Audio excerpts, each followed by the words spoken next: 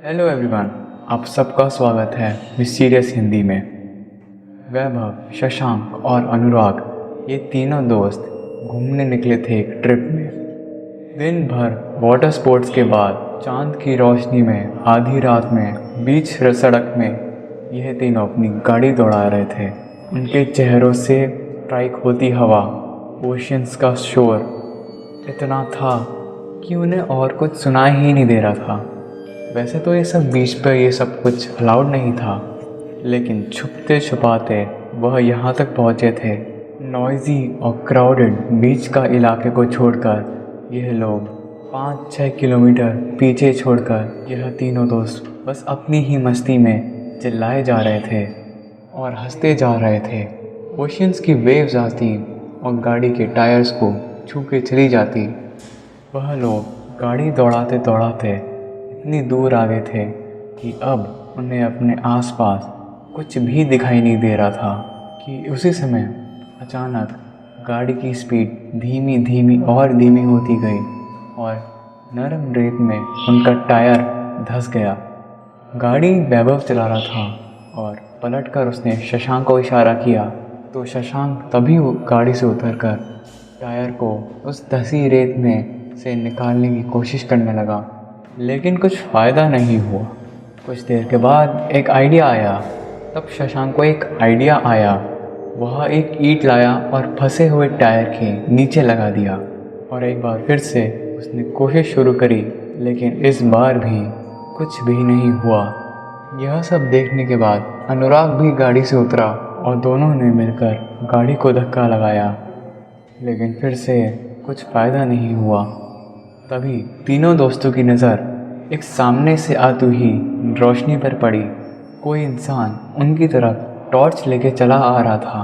तभी तीनों की सांस में सांस आई और इन तीनों को लगा कि अब उन्हें कोई मदद मिल जाएगी और उस आदमी ने भी आकर उनकी मदद करवानी चाहिए। लेकिन जब सब गाड़ी को निकालने की कोशिश कर रहे थे, तभी उस चांदनी रात में ज्वार धीरे धीरे बढ़ता जा रहा था।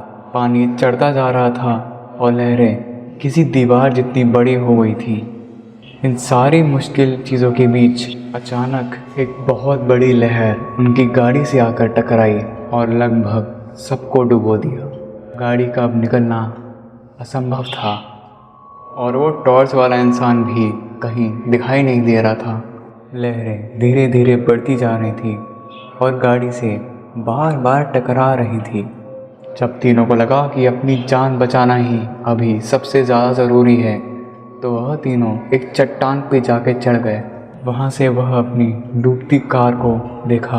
उनकी गाड़ी किसी नाव की तरह यहाँ वहाँ डोलती और बीच में डूब जाती, फिर से ऊपर उठती।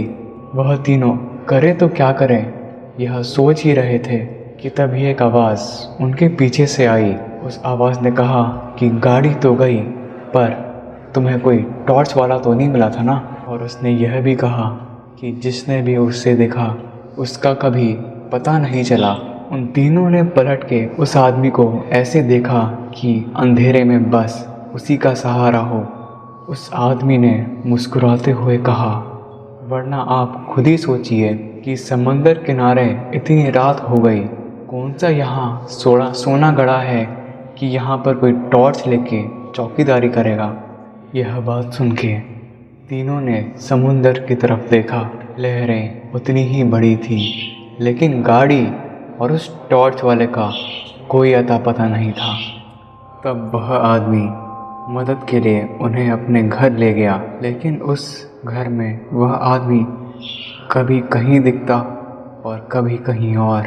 आखिर में वह तीनों दोस्त जब परेशान होकर भागे, तब अनुराग को कोई खींच के अपने कमरे में ले गया। जब वैभव और अनुराग उस कमरे में गए, तब शशांक ने उनसे एक अजीब सी आवाज़ में कहा कि वहाँ जंगली जानवर भरे हैं और अगर वहाँ गए तो मर जाओगे और यहीं बैठो। वैभव के चिल्लाने पर जैसे अनुराग का सपना टूटा हो और हड़बड़ाते हुए वह अपने होश में आया कि तभी एक लड़की अंदर के कमरे से निकली और उन तीनों को देखते ही उसने कहा कि ज़रूर आप लोगों की गाड़ी फंस गई होगी और पिताजी आपको यहाँ ले आए होंगे, और घर नहीं, उन्होंने ये होटल बना रखा है। और उसके बाद उसने कहा कि टॉर्च कहाँ है। जैसे ही उन तीनों ने टॉर्च के बारे में सुना, तभी उन्हें सोच ही लिया था कि यहाँ से उन्हें भागना है। तीनों अपनी पूरी जान लगा के वहाँ से भागे। थोड़ी दूर के बाद ही वह लड़की सामने से आती दिखी, जो स्माइल करते हुए उनसे कह रही थी कि तुम लोग कहाँ भाग रहे हो, आगे जंगली जानवर हैं, भूल गए। तीनों ने सारी बातों को सुनकर भी अनसुना किया और बस दौड़ना जारी रखा।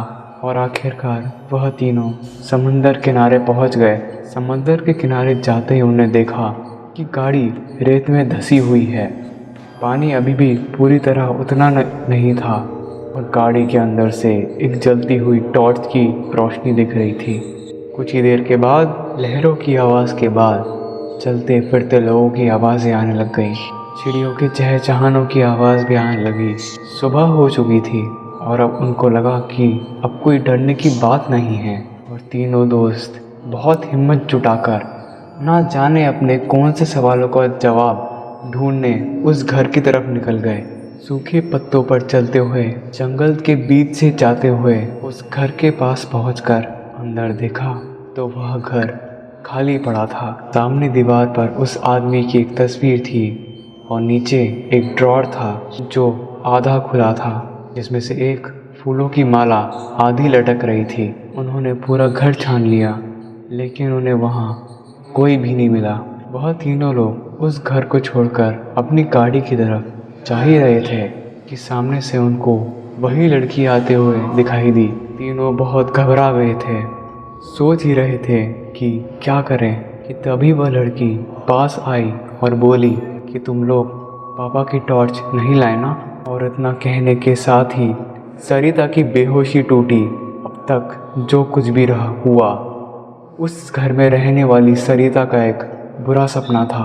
आते हुए इसने देखा कि जंगल के बीचों बीच वह उसी घर में है जिसे इतनी देर से वह अपने सपने में देख रही थी। वह उसी का घर था और वह आदमी उसी के पिता थे।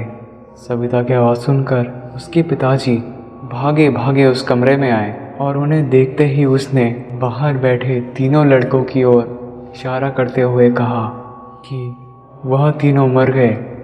उसके पिताजी ने उन तीनों लड़कों को देखकर कहा कि नहीं बेटा, यही तीनों तो तेरे को बचा के बेहोशी की हालत में घर में लेके आए थे। सविता ने अपने पिताश्री को पूरी बात बताई कि नहीं पापा, उनकी रेत में गाड़ी फंस गई थी। निकालने में मैं मदद करने लगी तो एक बड़ी सी लहर आई और वह गाड़ी पलट गई। यह तीनों दब के मर गए। मैं किसी तरह बच के किनारे तक आई। उसके बाद मुझे कुछ याद नहीं था।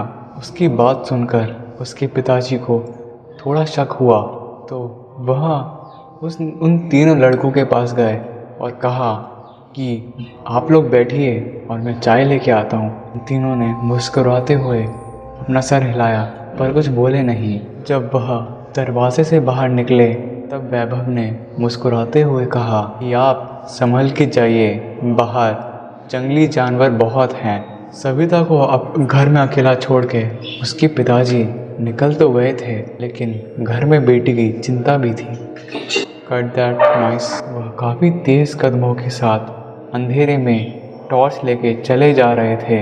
पहुँचते पहुँचते सुबह भी हो चुकी थी। लहरों की आवाज़ के साथ लोगों की चहल पहल भी, एक सायरन की आवाज़ भी आ रही थी। समंदर के किनारे की दीवार पे जाके तो देखा कि समंदर का पानी बहुत दूर चला जा चुका था और वहाँ रेत में धंसी हुई एक गाड़ी के आसपास चारों ओर पुलिस वाले थे। सविता के पिताजी वह सीन देखते देखते ही उस गाड़ी में से पुलिस वालों ने एक नहीं, दो नहीं, 3 लाशें निकाली।